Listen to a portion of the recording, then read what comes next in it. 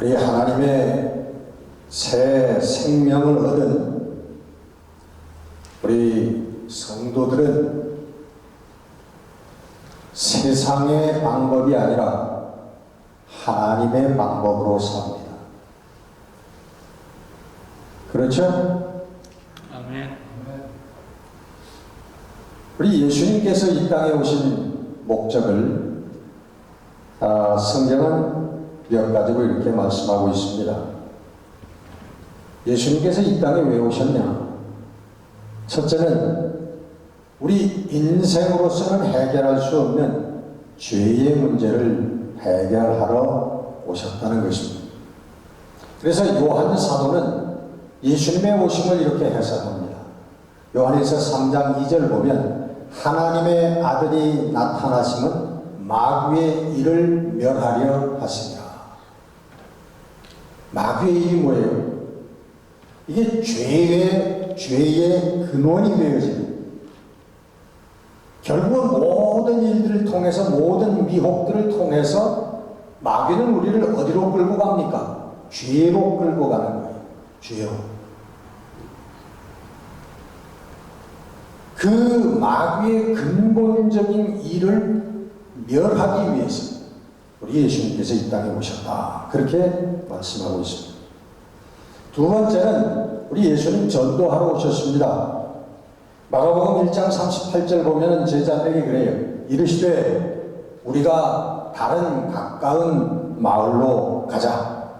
거기서도 전도하리니 내가 이를 위하여 왔노라. 아멘. 아멘. 예수님께서 전도하러 이 땅에 오셨다고. 무슨 도를 전하기 위해서요? 하나님의 생명의 도, 이 영생의 길, 구원의 길, 이것을 전하기 위해서, 가르쳐 주시기 위해서 이 땅에 오셨다. 그렇게 말씀합니다. 내가 이것을 위하여 왔노라 말씀하시는 몇몇 구절이 들어있지만 이 안에 다 사실은 포함되어 있습니다. 예수님께서 이 목적을 이루시기 위해서 어떤 방법을 선택하셨는가? 이 세상에는 목적을 이루는데 여러 가지 그 방법이 있습니다. 그 시골에 가난한 집안에 두 학생이 있었습니다. 그 두 학생 중에 한 학생은 도무지 앞이 보이지 않는 그 가정 환경과 자기의 그 주어진 조건 속에서 저는 주먹을 갈고 닦았습니다. 불량 학생이 되어지고 그 다른 사람의 돈들을, 학생들의 돈을 갈취하고 고등학교 때부터 술집을 드나들면서, 그래서 결국 그는 깡패가 되었습니다. 그래 다른 가난한 집안의 한 학생은 열심히 공부를 해가지고 고등고시를 패스해가지고 검사가 판사가 되었어요. 이게 어느 영화의 스토리입니다. 근데 사실은 우리 현실에도 이런 일들이 있어요.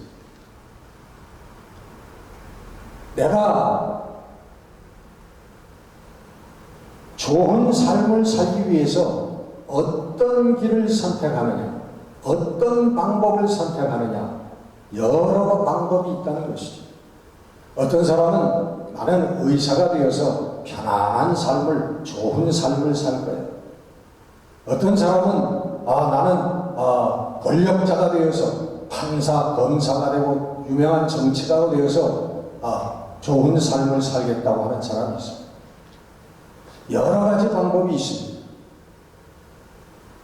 그런데 하나님의 뜻을 이루는 그 목적에도 방법이 있습니다. 근데 거기에는 한 가지 방법밖에는 없어요. 모양은 여러 가지지만 그의 중심은 한 가지밖에 없다는 거예요. 우리는 하나님의 뜻을 이루기 위해서 우리들의 모든 주어진 각양각색의 삶을 통해서 하나님의 영광을 드러낼 수 있습니다. 하나님의 뜻을 이루면서 살 수 있습니다. 내가 큰 사업가가 되든 목사가 되든 내가 무슨 예술가가 되든 하나님의 영광을 드러낼 수 있는 여러 가지 다양한 삶이 있습니다. 그러나 우리의 심령, 하나님의 뜻을 이루고자 하는 우리의 중심은 단 한 가지밖에 없다는 거예요. 왜냐하면 하나님께서는요, 결과보다는 과정을 중요시하는 분이십니다. 여러분 믿으세요? 하나님은 결과보다는 과정을 중요시합니다. 오늘 하루하루 살아가면서 사람을 만날 때 대하는 나의 중심을 가장 중요하게 생각하신다고요. 내 마음을.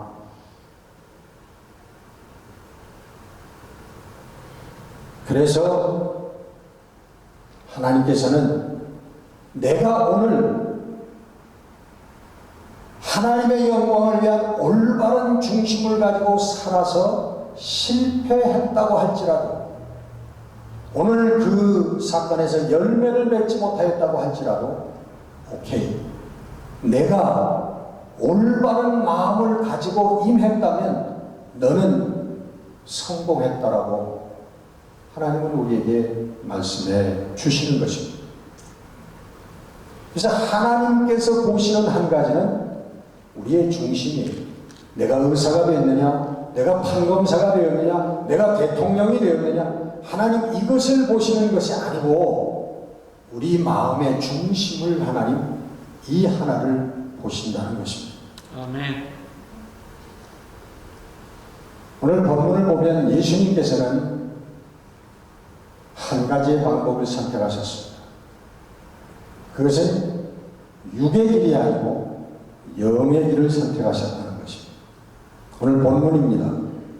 너희가 육신대로 살면 반드시 죽을 것이거든 영으로서 몸의 행실을 죽이면 살리라. 여러분, 여기서 육신대로 산다 하는 이 육신이라고 하는 뜻은 우리의 생리학적인 몸을 얘기하는 것이 아닙니다. 영어 번역에 보면은 sinful nature라고 번역이 되어 있습니다. 죄악에 가득 찬 본성이라는 뜻이죠. sinful nature. 그걸 육신이라고 이렇게 번역을 했는데, 그래서 어떤 때는 이 flesh를 얘기하는 이 살덩이인 우리 몸을 그냥 몸이라고 표현하는 경우도 있고, 어떤 경우에는 이 sinful nature, 이 죄악된 본성을 의미하면서 육신이라고 하는 단어를 사용하는데, 오늘 보는 말씀은 바로 이 sinful nature를 말씀하고 있는 것입니다. 육신의 길은 죽음입니다. 어떤 인생이든지 여러분 다 죽습니다. 아무리 화려하고 아무리 유명한 삶이었다고 할지라도 똑같이 죽습니다. 우리 하나님께서 창세기에 말씀하셨거든요. 너는 흙에서부터 왔기 때문에 흙으로 돌아갈지어다. 모든 인생은 다시 흙으로 돌아갑니다. 지금도 젊은이들의 우상처럼 되어 있는 스티브 잡스라고 하는 애플의 창시자도 여러분 병으로 죽었습니다. 젊은 나이에. 우리가 잘 알던 이건희 삼성 회장님도 얼마 전에 죽었습니다. 유명했던 박정희 대통령도 죽었고, 또 그와 더불어 싸웠던 김대중 대통령도 죽었습니다. 다 갑니다. 어떤 인생이든지 갑니다. 육신의 길은 죽음이에요. 그러나 그 중에서도 영의 길을 걸어간 사람들은 산다는 거예요. 여러분, 이것이 성경이 말씀하고 있는 키포인트입니다. 모든 인생은 이 sinful nature로 말미암아 죄악된 본성 때문에 결국은 죽지만,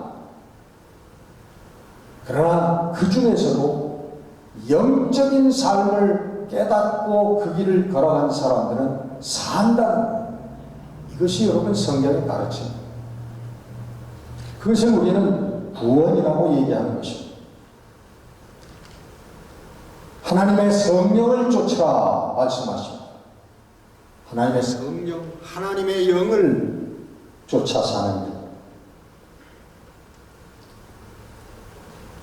다시 말하면 하나님의 뜻대로 순종하며 사는 길.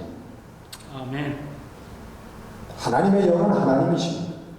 하나님의 영은 하나님의 뜻을 보여주시는 분이에요. 가르쳐 주시는 분이에요. 그래서 성령을 쫓아 산다는 것, 하나님의 영을 쫓아 산다는 것은 하나님의 말씀대로 산다고 하는 뜻입니다.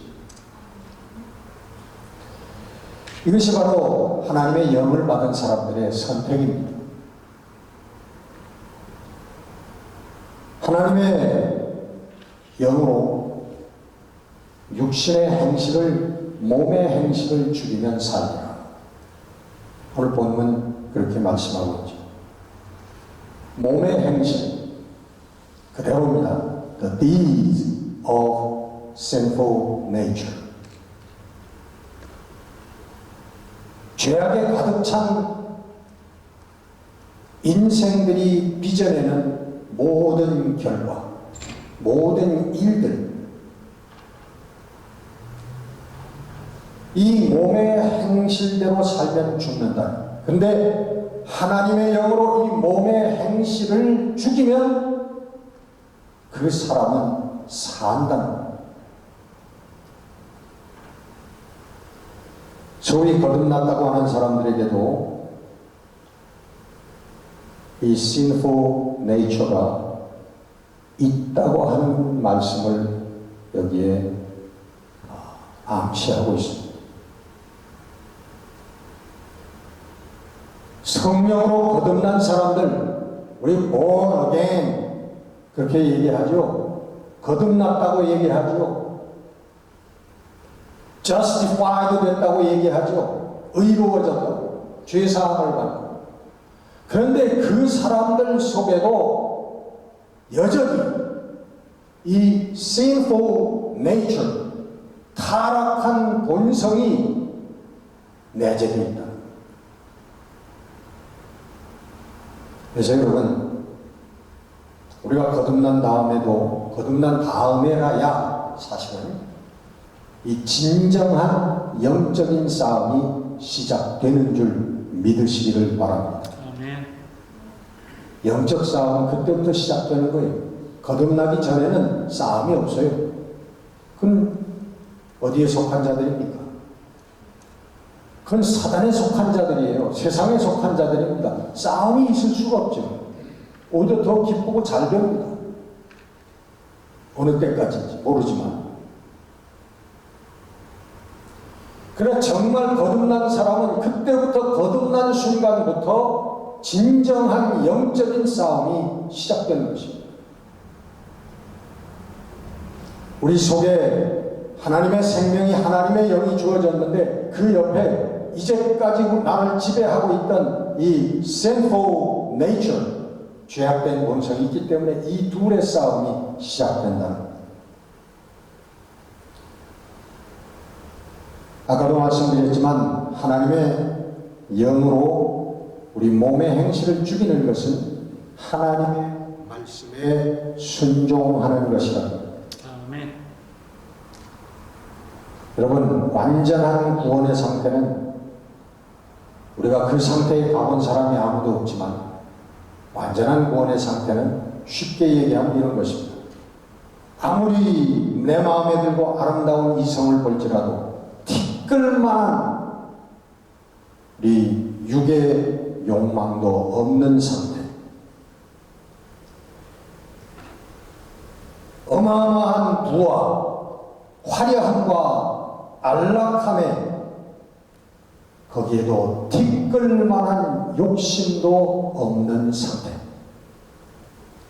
대통령이든 감독이든 재벌 회장이든 조기 축구회 회장이든 얼마만큼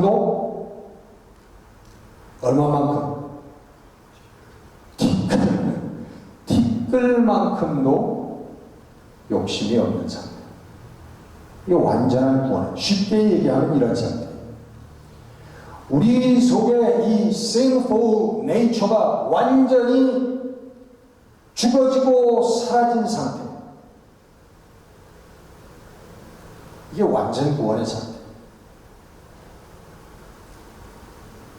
그리고 그것뿐만 아니고 그 자리에 오직 하나님의 진리만이, 믿음과 사랑과 평화만이 충만한 이 상태가 완전 구원의 상태. 그래서 사도 바울은 그런 거예요. 내가 살아도 죽어도 내 몸에서 그리스도가 존귀케 되기를 원하노라. 아멘. 내가 살아도 죽어도, 다시 말하면 내 인생 전체를 통해서, 내 삶 모든 것들을 통해서 오직 하나님의 진리, 하나님의 영광만이 드러나기를 원하노라. 아멘. 이 사도 바울은 거의 완전 구원의 상태에 가 있는 사람이었던 것 같아요.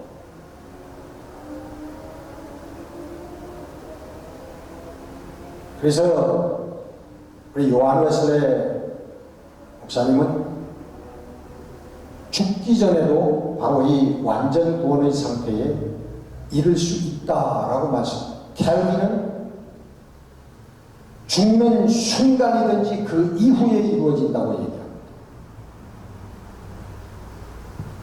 뭐 시차에 좀 차이가 있을지는 모르지만, 근데 사도 바울의 말씀을 읽고 묵상하다 보면 그의 마음이 느껴지면서 정말 우리 사도 바울은 완전 구원의 상태에 들어가 있었던 사람이 아닌가 하는 그런 생각이 들어갑니다.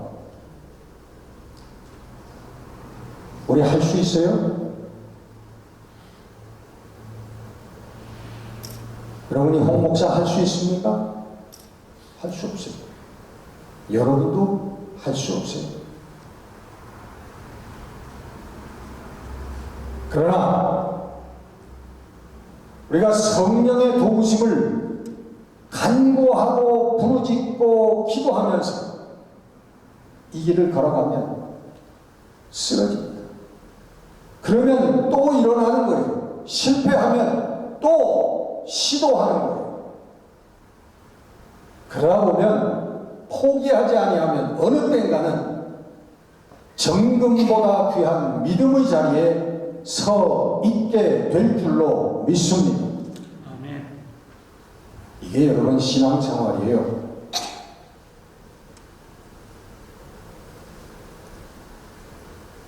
우리 예수님께서 보여주신 우리 영적인 삶의 모습 몇 가지를 나누겠습니다. 첫째, 우리 예수님께서는 우리에 있는 99마리의 양보다 잃어버린 한 마리의 양을 찾아 나선다고 말씀하고 있습니다. 다시 말하면 수와 양보다는 근본을 하셨다고 하는 의미입니다. 생명을 사랑하고 포기하지 아니하시는 하나님의 근본 뜻. 여러분, 하나님께는 루저가 없습니다. 세상에는 널려있는 게 루저입니다. 세상에는 10%도 안 되겠죠. 5% or 1%의 성공자가 있습니다. 90%, 95%, 99%의 루저들이 있습니다. 세상은 그들을 돌아보지 않습니다. 오직 성공한 자들만을 바라봅니다. 근데 하나님께는 이 루저가 없어요. 돌아서기만 하면, 하나님께 돌아서기만 하면 하나님 안에는 루저가 없다. 저는 여러분 잘 아시는 벤허의 영화를 보면서 오래됐습니다만 지금까지도 남아있는 한 가지 기억이 있어요. 장면이 있어요. 그 벤허 배우가 누구죠? 찰튼 헤스턴? 그 유대인의 아주 유력한 그 가문이 몰락을 해가지고 친구 때문에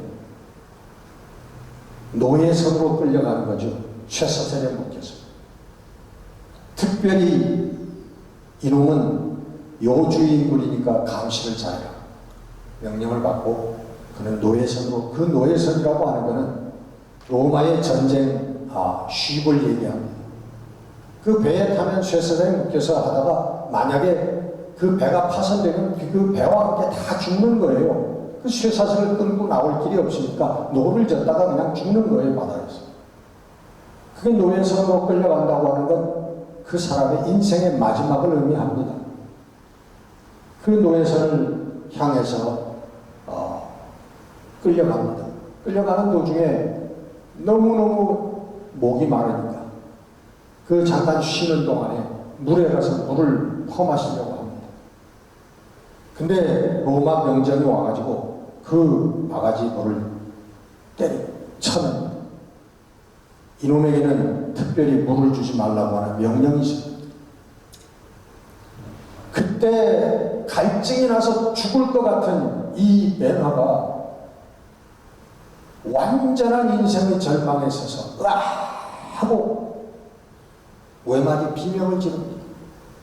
물을 못 먹게 하는 그 순간, 저는 그 절망의 순간, 비명의 순간을 잊을 수가 없어요. 제 뇌리에 남아있는 순간, 장면이. 그런데 그때 얼굴이 나타나지 않은 어떤 분이 바가지에 물을 퍼서 그 벤허에게 줍니다. 로마 병정이 이놈에게는 주지 말라니까 하고서 그분을 쳐다보고는 움찔하고 그냥 모른 척하고 돌아갑니다.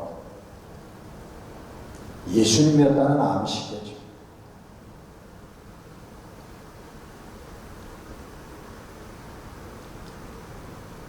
우리 기독교 신앙은 죄인과 루저를 위한 신앙임을 여러분 잊지 마시기를 바랍니다. 아멘. 우리 예수님은 많은 대중보다 12제자를 선택하셨습니다. 기사와 이적을 보고 많은 무리들이 따랐지만 예수님께서 2명만을 훈련하시고 세상으로 파송하셨습니다. 조직보다 한 심령을 선택하신 것입니다. 오병이어 기적 후에 예수님을 왕으로 삼으려고 했던 군중들을 부르치고 예수님께서는 산으로 기도하러 가셨습니다.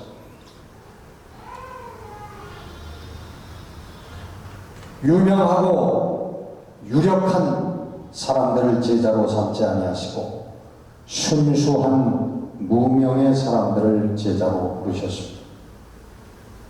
마태복음 4장에 보면은 제자를 부르시는 장면이 나옵니다.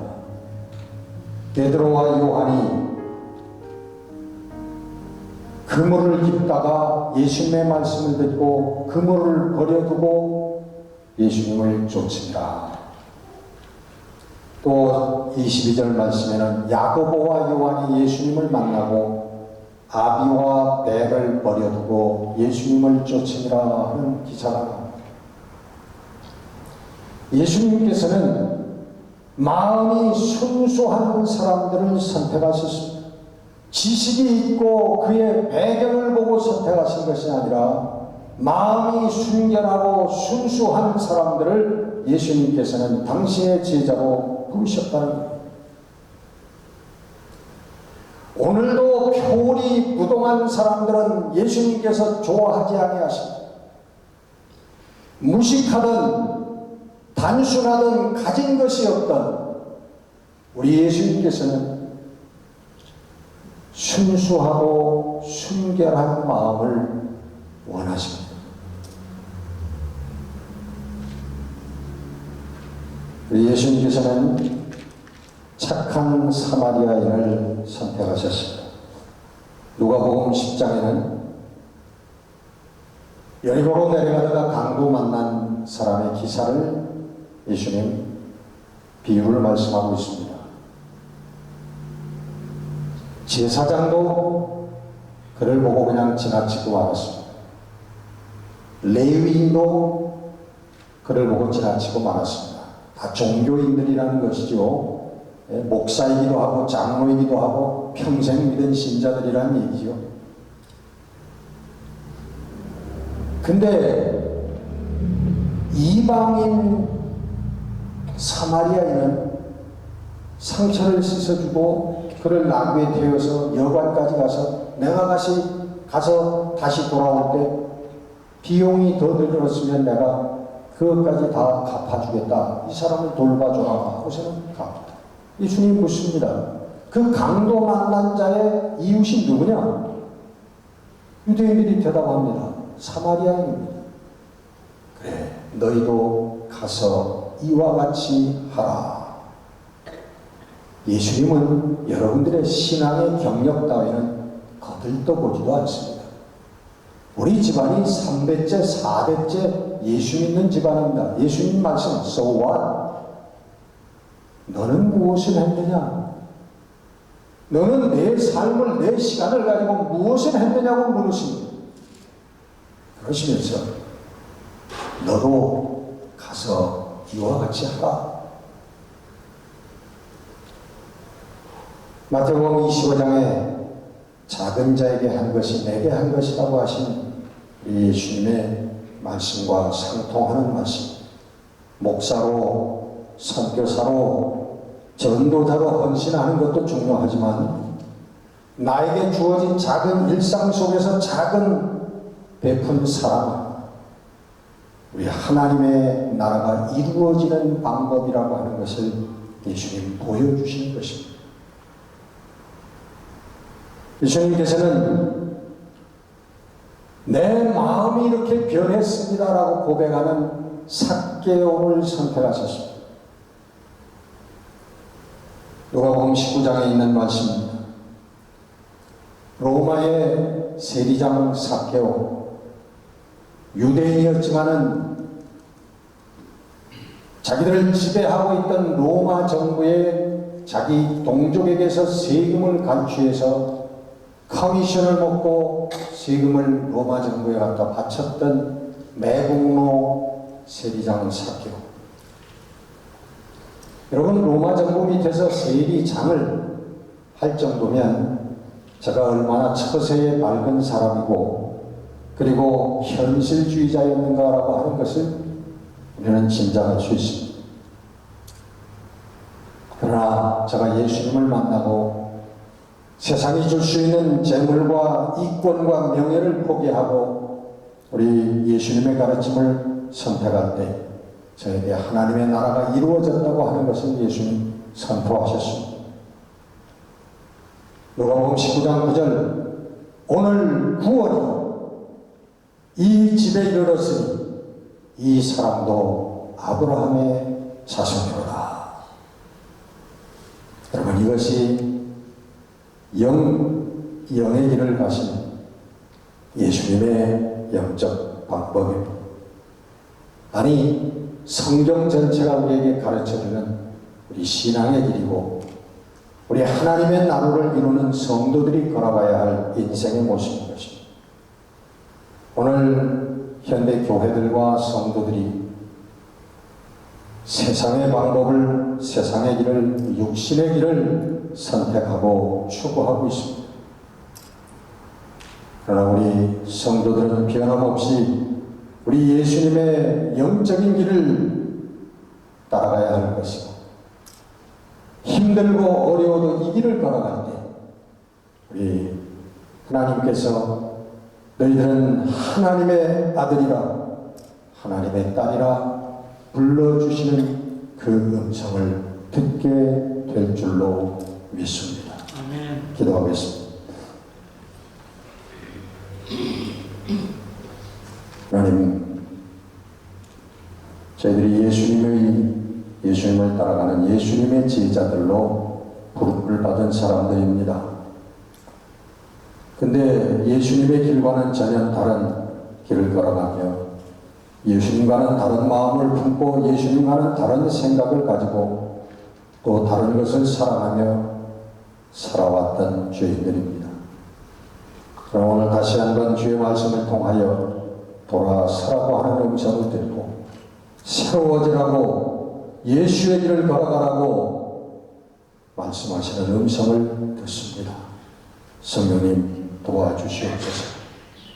성령님 우리의 삶을 내 마음을 붙들어 주시옵소서. 하나님 자그마한 우리의 사랑의 중심을 보시는 진리의 중심을 보시는 우리 아버지 하나님 우리의 중심을 붙들어 주시고 그날 우리 주님 앞에 부끄럽지 않은 삶을 살 수 있는 저희들이 되게 하여 주시옵소서. 주 예수 그리스도 이름으로 감사하며 기도드렸습니다. 아멘.